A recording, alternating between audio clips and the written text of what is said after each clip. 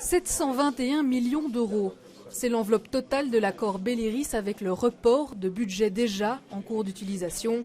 De ce total, la plus belle part, 37%, revient au budget mobilité.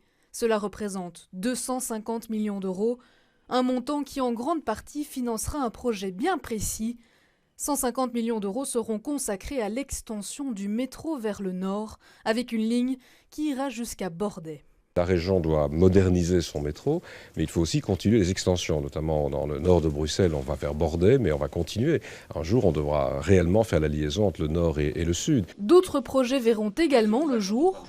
Les travaux de réaménagement du boulevard du centre pour 20 millions d'euros devraient débuter cette année.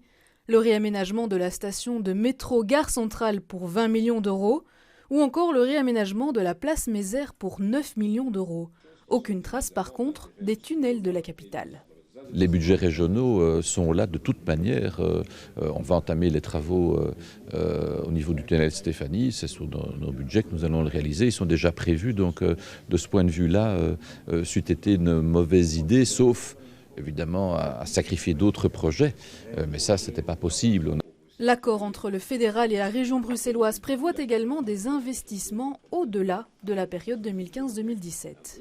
On fera la même chose en 2018-2019, donc on ajoutera encore 250 millions d'euros de projets pour ces 2 années-là, mais nous continuons à exécuter des projets antérieurs. Et donc pour l'instant, si je regarde ce qui est sur la table, c'est un peu plus de 700 millions d'euros de projets qui se poursuivent, comme par exemple, nous venons d'inaugurer la nouvelle station Arlois. Elle a été financée pour l'essentiel par Belliris. On va inaugurer bientôt Schuman, la même chose. Et vous verrez d'autres projets qui continuent à s'exécuter. Un ensemble de moyens débloqués par Belliris dans le but d'assurer à Bruxelles son statut de multicapitale.